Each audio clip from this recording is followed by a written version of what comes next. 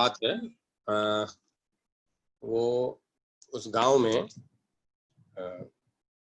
मध्यम वर्गीय भी नहीं बोलेंगे, मतलब लघु वर्गीय, छोटे, मतलब बहुत गरीबी हालत में रहने वाले ऐसे लोग थे। और उनके घर में देव योग से श्रावण मास में पुत्र की उत्पत्ति हुई, पुत्र संतान हुआ उनको। और ऐसे 20 घरों में हुआ, एक नहीं 20 घर में ऐसा हुआ कि श्रावण मास के ही दिन वहां पे पुत्र संतान की उनको प्राप्ति हुई। और जैसे ही उनके यहाँ पुत्र संतान की प्राप्ति हुई तो धीरे धीरे उनके दरिद्रता वाले दिन पलटते गए। उनके यहाँ सुख संपत्ति, ऐश्वर्य, धन धान्य से वो भरपूर होने लगे। और ये चर्चा जो थी, जो दूसरे समृद्ध लोग थे वो भी देख रहे थे कि ऐसा अचानक क्या है कि ये हमसे नीचे थे, हमसे ऊपर निकलने लगे। तो एक जलनवश या एक प्रतिस्पर्धा के हिसाब से भी आदमी सोचता है क्या बात है, हमसे आगे कैसे निकलने लगा। तो देखा कि क्या वजह है। तो कुछ लोग होते हैं जो अनुसंधान करते रहते हैं, सोचते रहते, देखते रहते, रिसर्च करते रहते। तो उन्होंने ये पाया कि इनके जब से संतान की उत्पत्ति रत्न आए इनके यहाँ, तब से इनके दिन फिरे हैं। और यही की समानता 20 घरों में इस तरह की समानता है।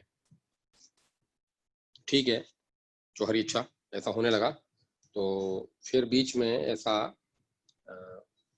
3 महीने बाद, अच्छा संपन्न तो हो गए थे, झोपड़े से महल में आ गए थे, अच्छे बड़े घर बन गए थे, धनांडे लोग हो गए थे। तो 3 महीने बाद इन्होंने एक ऐसा आयोजन रखा गया, ऐसे गांव में ऐसा आयोजन था कि जिसमें सब लोग एकत्रित होके उत्सव मनाते थे। तो उसमें ये 20 परिवार के बालक भी आए। और इन के जन्म के बाद इनके बच्चों, इनके माँ बापों के दिन फिर गए थे, इनके परिवार के दिन फिर गए थे। केवल और केवल अगर एक ही ऐब देखें या एक ही अवगुण देखें तो ये अवगुण था कि ये जो बालक जो थे 20, ये दिव्यांग बोले, दिव्यांग भी नहीं बोलना चाहिए, विकलांग और दिव्यांग भी नहीं बोलना चाहिए। वो ठंडे थे स्वभाव के, बिल्कुल शांत स्वभाव के थे। माँ उठाए तो उठ के बैठे, माँ लेटाए तो लेट जाएं, माँ दूध दे तो पिए, माँ नहलाए तो नहाएं, माँ बात करे तो करें। मतलब अपने आप से वो अपने आप मस्त रहते थे, किसी से न रोना न धोना न कुछ करना, एक जगह खामोश होकर बैठे रहना। इस वृत्ति के ये 20 में ये समानता थी। तब तक तो मालूम थी नहीं। जब ये 3 महीने बाद जो प्रोग्राम रखा था इन्होंने, जो कार्यक्रम रखा था जिसमें उत्सव हुआ था, तो जैसे ये 20 बालक 3 महीने हो चुके थे, 20 बालक इकट्ठे हुए, तो तीनों आपस में अच्छे से हंसे खेले, बातचीत, मतलब जैसे जो उस अवस्था की जो क्रियाएं होती हैं वो उन्होंने की, जो परिवार में नहीं करते थे। अच्छा, इसको परिवार के अन्य सदस्यों को तो मालूम था, माँ को मालूम था, सदस्यों को मालूम था कि हमारा जो बालक हुआ है वो बिल्कुल स्वभाव से शांत है, बिल्कुल ठंडा है, शांत है और अपने मस्ती मस्त रहता है। अगर कभी माँ टाइम पे खाना नहीं दे तो रोता भी नहीं है। अगर किसी चीज को माँ से हाथ से ले ले खिलौना तो रोता भी नहीं है, न रो रहा है न हंस रहा है, सम है, सम, बिल्कुल समदृष्ट है। हर स्थिति में समानता वाला काम है, भाव है उनके मन में। तो जब ये देखा कि ये 20 बच्चे, 20 बालक इकट्ठे हुए हैं, तो अच्छे से हंस खेल रहे हैं और वो प्रतिक्रिया भी दे रहे हैं, जो प्रतिक्रिया घर में नहीं दिया करते थे। तो ये उत्सव जो चला, करीब 3 दिन चला उत्सव। अब वो पहले तो क्या गरीब थे, अब तो पैसे वाले हो गए थे, अमीर धनांडे लोग हो गए थे। तो अच्छा, बड़े अच्छे स्तर पे ये कार्यक्रम किया गया था और रहने खाने पीने की अच्छी व्यवस्था की गई थी।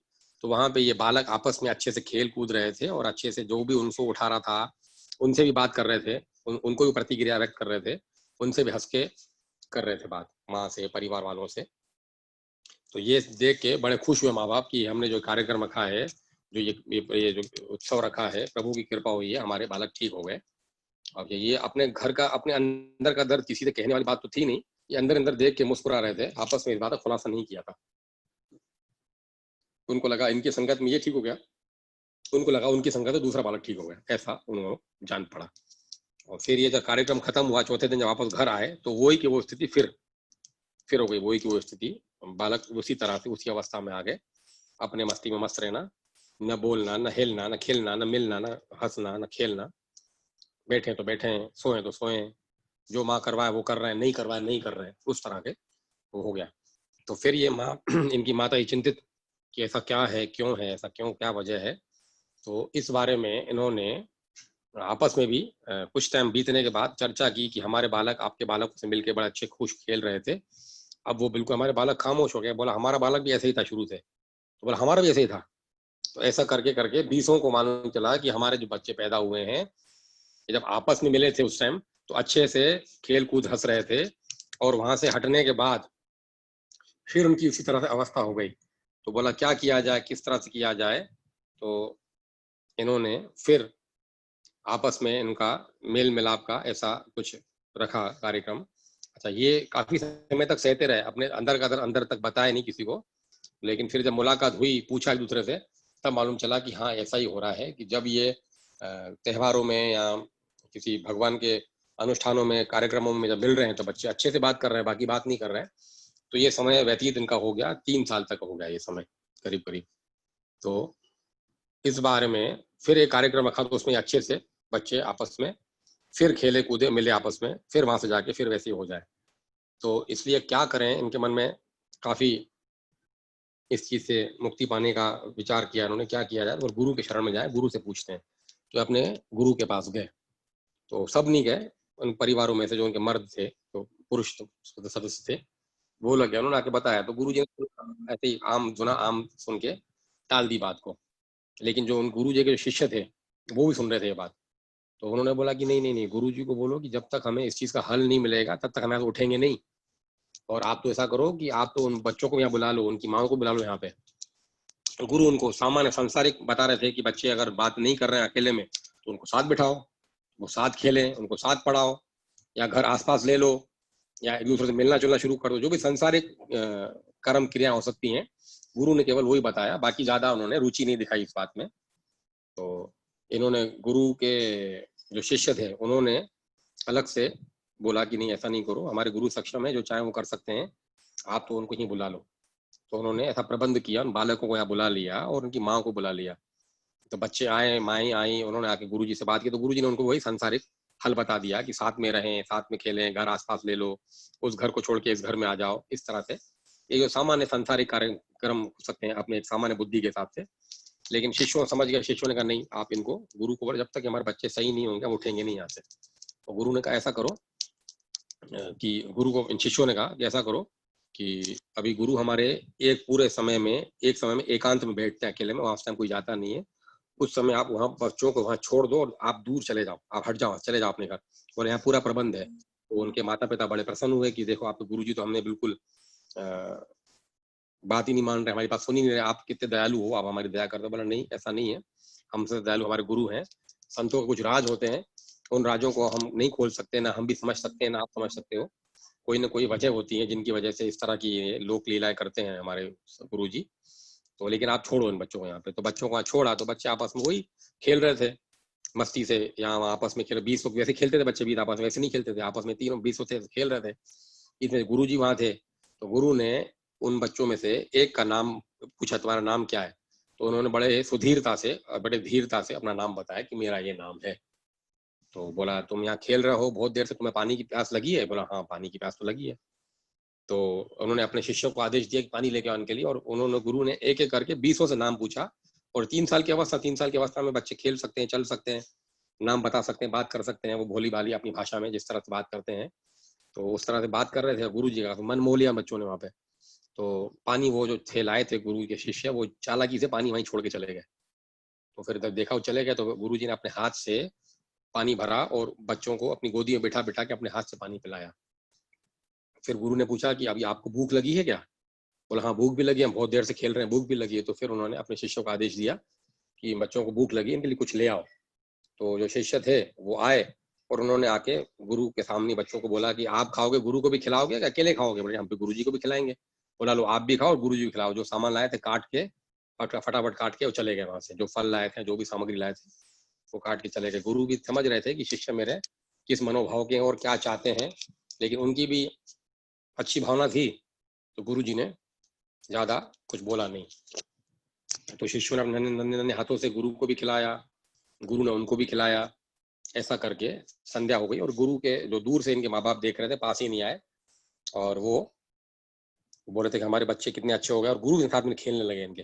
पहले बच्चे तो अलग खेले, साथ में गुरु भी खेलने लगे। तो उन बच्चों के जो माँ बाप थे, उनकी आंखों में आंसू आ गए खुशी के कि हमारे बच्चे जैसे थे, कैसे घर में रहते थे, अब आपस में कैसे खेल रहे हैं। गुरु भी खेल रहा है, गुरु भी तो दयालु गुरु भी, वो भी साथ में खेल रहा है। तो निश्चय ही हमारे बच्चों का भाग्य उदय हो गया यहाँ से आने के, यहाँ से आते ही, यहाँ पे आते ही।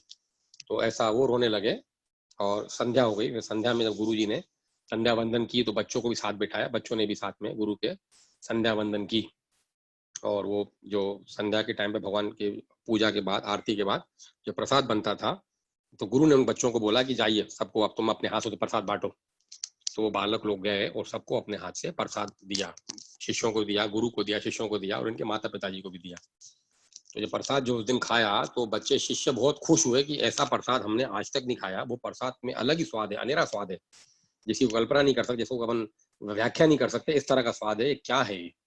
तो उनमें से एक शिष्य गुरु के पास आए और गुरु को बोला, गुरु जी आपसे कुछ, हाँ बोला, ये पूछना है कि आज प्रसाद में स्वाद अलग से कैसे आ रहा है। बोला हाँ गुरु जी वही पूछना है आपसे। तो बोला हाँ आज अनेरा अच्छा अलग स्वाद है, मुझे अच्छा स्वाद आया। तो ऐसे ही स्वाद, ऐसे ही जवाब देके चले गए। लेकिन उनका कौतूहल जो था मन में, जो जिज्ञासा थी, जो प्रश्न था उठा था, वो शांत नहीं हो पाया। तो दूसरे शिष्य भी गुरु के पास आए, उन्होंने भी यही, जब आया गुरु जी आपसे बात करनी, गुरु जी ने ये पूछना है। बोला हाँ ये पूछना है। बोला हाँ मुझे भी लगा। बोला ठीक है, आज जो बनाता है उसने अच्छा बनाया होगा, इसलिए अलग स्वाद आ रहा है। तो बोला गुरु वो तो, बोला हाँ उसको बुलाओ, उससे पूछते हैं यार तूने क्या किया। तो उसको बुलाया। तो बोला गुरुदेव, बोला तुमने आज जो बनाया अच्छा तूने बनाया, ऐसे बनाया करो। तो बोला गुरुदेव रोज मैं ही बनाता हूँ और उसी विधि से बनाता हूँ जिस विधि से बनाया है, इसमें कुछ फर्क नहीं है, जैसा बनाता हूँ वैसे बनाया। लेकिन आज स्वाद में मुझे भी फर्क आया, आपको फर्क आया, जिन जिन ने खाया शिष्यों में कोई फर्क आया, ऐसे क्यों हुआ हमें नहीं पता। बोला कुछ वजह है ऐसी कि जो बच्चों ने बांटा है इसकी वजह से ऐसा है। उन्होंने जो जो दूसरे दृष्टा उन्होंने बोला ये। तो बोला आप चाहो तो आजमा लो जिसने बनाया था। बोला अभी पड़ा हुआ है, मैं ले आता हूँ, खा के देखो आप। तो वो ले आए, तो वो जो खाया जैसे हमेशा की तरह स्वाद होता था वैसा ही स्वाद था, वो उनके हाथ से खाया। तो दूसरे बोला देखा, मैंने कहा ना कि मैंने बनाया है और मैं अपने हाथ से खिला रहा हूँ, तो स्वाद वैसा ही है। फिर आजमाने के लिए इन बच्चों को बुलाया कि बेटा वो तुम जो खाए प्रसाद है वो लाओ, सबको बांट दो। तो वो सबको उन्होंने बांटा, तो सबको वैसे ही स्वाद आया जैसा अच्छा स्वाद था। तो उनको भी दिया, माता पिताओं को भी दिया, सबको दिया। और ऐसे एक दोना भर के दें तो दूसरा आदमी लेके लेने खड़ा हो जाए। तो जितनों को भी दिया वो प्रसाद, जितना बना हुआ था, जितना बचा था उतना ही बचा रहा, खत्म नहीं हुआ। तो ये पहला चमत्कार गुरु के आश्रम में गुरु ने और सभी शिष्यों ने और उनके माता पिता ने देखा कि बच्चों के द्वारा जब बांटा जा रहा है तो स्वाद अनेरा आ रहा है, अच्छा आ रहा है, मधुर आ रहा है, स्वादिष्ट आ रहा है। और ये जो है, जितना इसकी है क्वांटिटी, वो कम नहीं हो रही। जो उनकी सामग्री है उतनी उतनी बनी, प्रसाद उतनी बना हुआ है, कम नहीं हो रहा। एक तो चमत्कार उनको ये प्रत्यक्ष देखने को मिला। तो फिर दूसरे दिन फिर जब ये सब सुबह उठे तो बोला, नदी में जाते थे, नित्य क्रिया से निवृत्त होके नहा के फिर पूजन पाठ करते थे। तो ये जब गए तो बच्चे भी तैयार हो गए साथ चलने के लिए, तो बच्चे भी साथ में गए। तो जिस नदी में गुरुजी और शिष्य नहाते थे, तो वहां का पानी इतना था कि गुरु के क्या बोले, सीने तक आता था, कमर से ऊपर सीने तक आता था, कंधों तक आता था पानी। और ये बालक छोटे थे और शिष्य भी, शिष्यों को कंधे तक आता था, वो सब बड़े थे, लंबे थे। तो ये जब बालक नहाने गए इनके साथ, तो बालक भी उनके साथ उसी स्तर पे खड़े रहे, बालक के भी पानी उसी स्तर तक था जिस स्तर तक इनके गुरु और शिष्यों में था कि कंधे तक है पानी या गले तक पानी है। तो ये दूसरा चमत्कार दिखा इनको नदी के अंदर कि बालक हाइट में, इनका कद छोटा है, लेकिन जिस स्थल पे हम खड़े होकर नहा रहे हैं बालक वहीं नहा रहे हैं, बालक तभी पानी वहीं आ रहा है जहां तक पानी हमारा आ रहा है। तो ये देख के इनके अंदर बोला कि कोई ऐसी बात है जरूर जिसकी वजह से ये जान पड़ रहा है। फिर आए, फिर वो संध्या वंदन जो करते हैं, ब्रह्म मुहूर्त की जो आरती करते हैं, पूजा हुई, फिर प्रसाद बनाया गया, फिर प्रसाद बांटा गया। और तो फिर जब देखा तो वही प्रसाद में स्वाद, जो कल खाया था वैसा ही स्वाद, और दूसरे के हाथ से खा रहे हैं। गुरु जी का दूसरा लेके आया तो गुरु ने कहा नहीं तुम मत लाओ, उन्हीं को बोलो वही लाएंगे। तो बोला, उसने भी देखा कि देखो गुरु भी इनको यही बोल रहे हैं। और फिर जो इन्होंने जो यज्ञ वेदी के लिए जो लकड़ी एकत्रित कर रहे थे, तो वो भी सेवा में लग गए थे बच्चे। तो जितने वो बड़े लकड़ी लेके आ रहे थे उतनी ही लकड़ी ये छोटे भी लेके आ रहे थे। तो ये सब के सब खुला चमत्कार देख रहे थे गुरु के आश्रम में इन बच्चों का। तो जब संध्या हुई, जो शाम के टाइम जब वो सब निवृत्त हो गए, तो गुरु की सेवा में जो शिष्य रहते थे, जो उनके हाथ पांव दबाते थे या जो उनकी सेवा करते थे, तो उन्होंने बोला गुरु जी हमें जानना है ये कि क्या वजह, हम प्रत्यक्ष चमत्कार देख रहे हैं कि जब से ये बालक आए हैं प्रसाद के स्वाद में फर्क है। जो हम हवन सामग्री एकत्रित कर रहे हैं, जितनी लकड़ी हम उठाए उतनी लकड़ियां ये छोटे बच्चे उठा रहे हैं।